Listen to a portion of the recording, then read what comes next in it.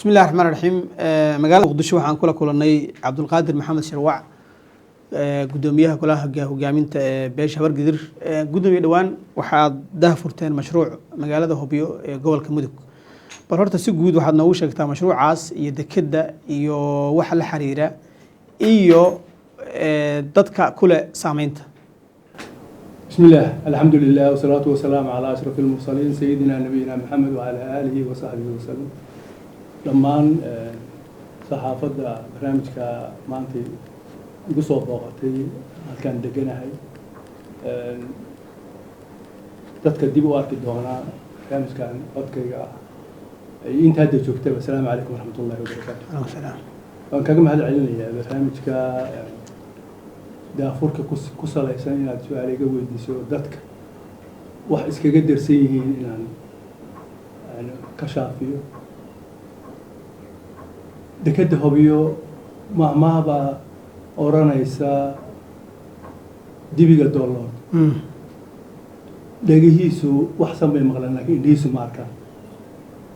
dadka reer Hobyo in badan ayaa loo sheegayay in oo qarni ka badan in dekada Hobyo la dhisi doono laakiin lama waxay u dhismi weyday lasma weydiin baaritaan aan samaynay waxaa jira dad isku tegay oo intay lacag isku aruursadeen qalab soo gaday inay dekada ku dhisaan way soo qaadeen kaalkacay markay keeneen bay waxay awoodi waayeen si ay ku geyn lahaayeen waayo wadda ma jirto in wadda loo baahay waddadii hadda markay sahashay yani 260 kilomitir bay u jirtaa gaalkacyo Hobyo u jirtaa waxayna wax ka heshaa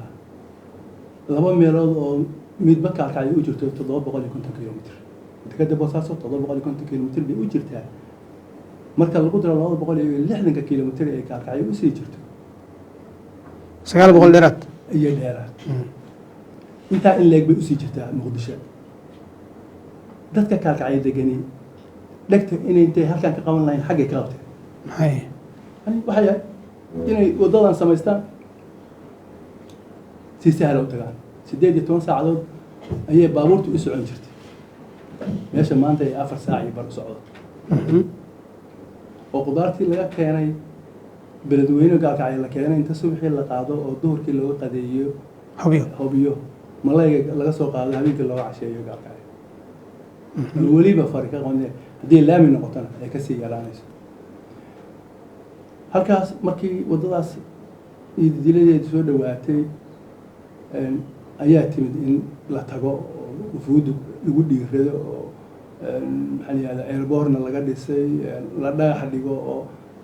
intii maalmood isku tagtay iyo intii shirkii golihii Habargadir la sameeyay asaaskeedii ilaa 700 ilaa 1000 qof in la ay tagto amaantii dhawaan saas ilaa way ku yaraan deegaankii baa ku yaraaday qorshuhu marka waxyaabo badan soo saaray dekada in la dhiso kaabayaal kale dhaqaale oo badan ayaa imaanaya meesha oo laga maarmaan ay dekadu ka dhigayso dekada kaliya ma magaalada dhan baa isbedeli doonta insha Allah qorshaha maamulka galmudug ee cusub wuxuu go'aansaday inay laga maarmaan tahay in dekadaas la helo si ila dhaqaale ee dowladda u hesho madaxweynaha iyo dowladdiisu waxay u yeereen in alla intii ay islahaayeen talo way ka bixin karaan 11 beelood ee wada dhistay galmudug ka kordhiyay diyaarado qarash baa la gashay diyaarada lagu soo qaaday wala soo keenay waa laga dooday qaabka iyo sidee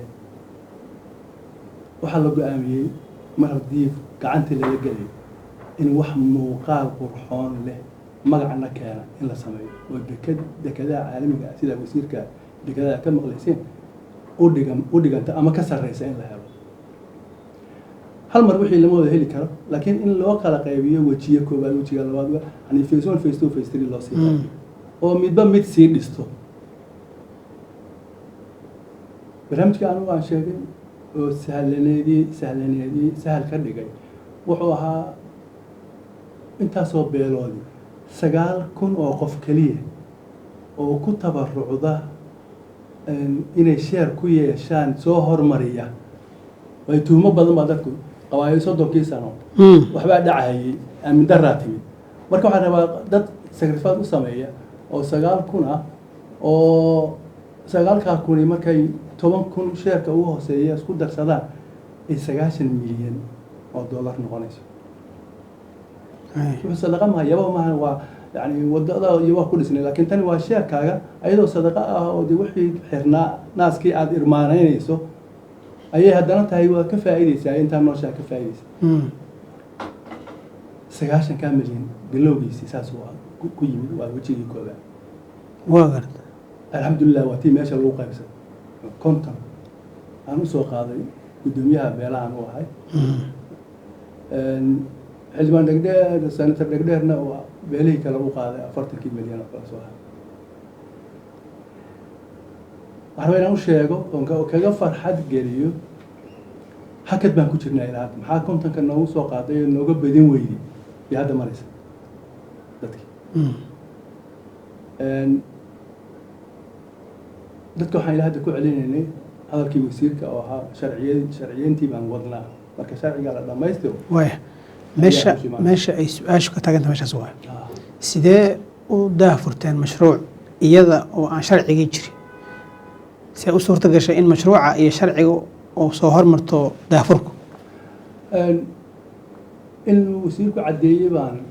filayaa oo meel si kaa noqotay malaha wasiirku wuxuu yidhi January sanadka soo socdaan hawsha bilaabayna bad xirankii weeye hadda oo hawlihii ma bilaabanayaan sharciga keliya maaha waxaa assessmentigii laftigiisii ayaa socda intaa la dhammaystiraya marka nidaamka sharciyeysan oo assessmentigiisii leh oo markaas albaabkiisii la furaya hadda dadku wuxuu diyaar leeyihiin in ka badan intii aan qabanay 3 meelood 2 meelood ah ilaa iyo telefoonadana soo gaaraya habeenkii aan ku dhawaaqnay subaxeedii kontonkii anigu aan qabtay halfkiis waa diyaar buu waaya marka 12 qabiil ee galmudug siyaasad ahaan wadaag ka ah ayaa dekada hobyana ka qayb qaadanaya shaariska saas ma ujeedku maya waa ka badan tahay ayagu furaha u noqdeen oo dekadii galmudug bay ku ooleysay يعني hirshabeelle iyo Soomaali galbeed maxaa la yiraahdo deegaan Soomaali magac loo bixiyay dawladda deegaanka Soomaaliyeed dawladda deegaanka ma santahay iyo shantii Soomaaliyeed iyo inta kale qaar aan Soomaali ahayn baa diyaar u noqon kara inay shirkooda ku darsadaan waa lacag la rabo in laga faa'iido cid walba way furanta laakiin meesha laga sameeyaa galmudug saasa reer galmudug marka hore martisoorka iyo soo dhaweynta ayagu bilowgeeda ay qaadanayaan waaya marka isku tashiga koowaad dadka dekada hadda ka hor waa la dhagax dhigay dowladda Soomaaliyeed dhagax dhigtay waxaa tagay nin la yiraahdo Iyad Calaawi oo ahaa mar ra'iisul wasaaraha Ciraaq dad badan isaga daba tagay meesha isaga hogaaminayay dad badan oo kala duwan tagay meesha marka waxaas oo dhamiyaad meel iska dhigaysaan oo idinka ayaa hawsha qabsanaya waa laba oraah way marna shirkad baa hawshii gasha oo qaab dawladeed ku timaada marna dadkii deegaanka wax bilowda oo cidii kaalmeyn lahayd ay timaada marka ay shirkaduhu hormaraan ayaga sheegta percentage-ka ay ku yeelanayaan dadka deegaanku markay ayagu bilowdaan xisaabtan baa imaanaya maya inta ay ka raadla wadaada ku qaadanay kala doorasho ayaa imaanaysa ee marka hore ayuu lahayn marka waxa deegaanku dadkiisu u bilaabaya in ay dadka ka soo qayb galayay aan ahayn Soomaalida aan ahayn ama yani ajnabiga ah inay ayagu u yeeriyaan waxa ay rabaan hadii kale ay ka kaaftumaan waxay sameystaan laakiin waa furanta inay ka soo qayb galaan waayahay ma leeqan cadadka mashruucan lacagta ku baxaysa waan ku sheegay dan la aqoon lama sheegeen face ko iyo wajiga koobaad iyo wajiga labaad iyo wajiga saddexaad buu tagay meeqa waji marka saddex waji waa badan kara way dhalan rog baa imaanaya waxay noqonaysaa hoteelo ku filan iyo deegaan ku filan oo parking ah in laga sameeyo maxaa la yidhahdaa ay ku bangaroobaan maraakiibta waaweyn iyo doonyuhuba waa laga maarmaan hadda Mombasa ay taqaanaa yani ku bangareeyaan ay dhigaan containerska ay meesha dhigaan halkaana kaga dhow marka inay noqoto deked caalamiyeysan ayaa laga maarmaan inaan ku bilaabin mid yaroo taqaanaa way doonley ah markaad fiiriso bii'adda iyo dadka iyo nabadgelyada gobolkaas waxaa ka dhacay dagaallo aad u waaweyn hadda lafteeda waxbaa socda nabadgelyada markaad fiiriso iyo qabaa'ilka iyo sidii u heshiiyeen iyo sidii wax isu u yeelanayaan u wada yeelanayaan waxaasoo dhan ma u khidmeynayaan ma u adeegayaan in dekada intaas la eg oo dhaqaale intaas la eg gelayo oo dadka intaas la eg loogu baaqay inay ka qaataan saamiyo aad baad u mahadsan tahay anuu 15 sano u dambeeyay deegaankaasaan ka shaqeynay kelmadda la yiraahdo amni darra jirta ee waxba lama qaban karayo waa soo taabtay wadada 260 kiiloomitir lacag baa gashay xoog baa galay waxa ka bilaabtay gaalkacyo ilaa hubyo ha xoog baa galay xoog baa go'aashay laamiga baa u dhiman kaliya xoog baa galay markii la bilaabay waxa la amni darra jirta see u wadeysaan amniga darrada laftigiisa inta waxa keena baahi baa keenta dadka wax dhibaya baahidu keentay marka ay shaqo helaan oo wax baa muddo la waayay marka amni darro ma jirayso waa dhamaanaysa waa meeshii ay amni darradu haddaba amni darro ma jirto waa adiga arko hubkii waa la aruuriyay wax walba waa la aruuriyay ku guuleysteen maxaa la yiraahdaa tallaabooyinkii u horeeyay dowladda galmudug aan uga mahad celinaya runtii haddana markay jirtay wadadaas dadka wada lahaa wada dhistay ilaalsanay wax dhibaatana kama jirin dekadina dadka wada leh dadku waxay wada leeyihiin ayaga ilaalsanaya dadka baahidii isku dirtana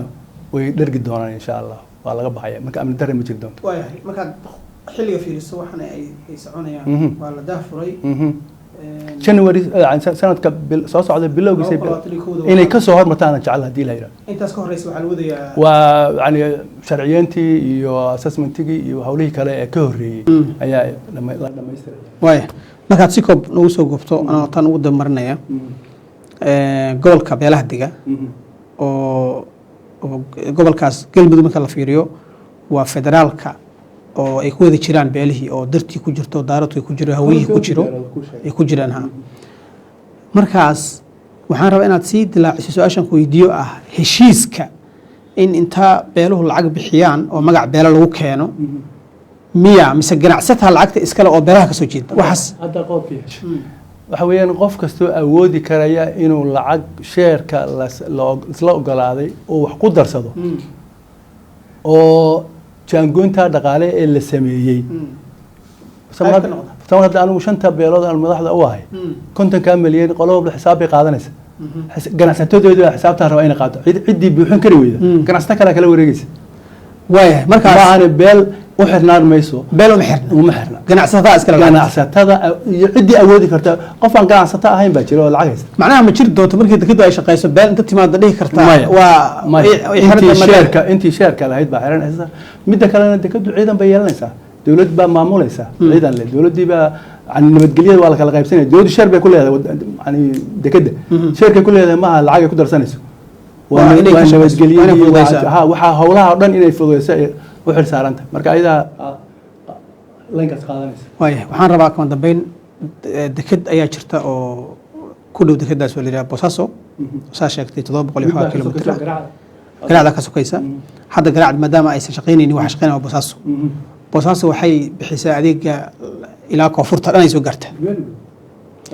markaas ma tartan ganacsiga ka jira meesha oo waxaa la rabaa in serviceka adeega ay Bosaso bixiso ay hobyo bixiso sidaan u soo faafto waa maxay maxaa baahidu waa ka weyn tahay jirtaa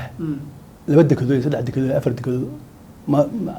yani maaha barnaamijka aan wadnaa Soomaali kaliya maaha ilaa Ethiopia oo near 100 milyan madaxa la gashay ayaan rabnaa in la gaarsiiyo Hirshabeelle iyo koonfur galbeed oo beledweyne halkaas maxay tayagalo ka gashay iyo barnaamijka inay gaarto yani ilaa iyo in bay gaari doontaa Ethiopia Kenya bay sii gali kartaa marka naguma yara yani customersku waa badan baa u baahan kuwa aan sheegnay iyo kuwa kale imaan karaya kuwa kale iman karaya. cabdulqaadir maxamed shirwac gudoomiyaha golaha hogaaminta beesha habargidir aad iyo aad u mahadsan tahay. adaa mudan gutaale aad iyo aad baan idinkaga mahad celinaya. wasalaamu calaykum waraxmatullahi wabarakaatu.